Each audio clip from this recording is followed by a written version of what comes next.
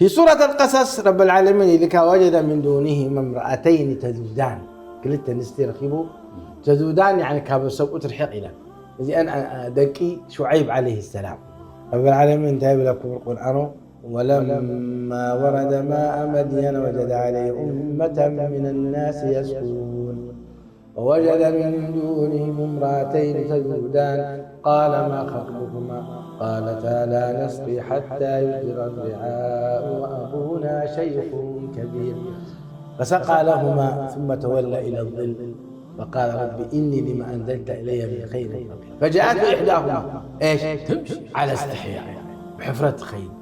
مش لو يخمني عند الله أنستي فندع بلا خدع مش سب تأشمو حين مثلا يدفافرا وحرم اللي حن زاربات من سيد عسرت خملو سلئه لو ما معرنتي زلو عيب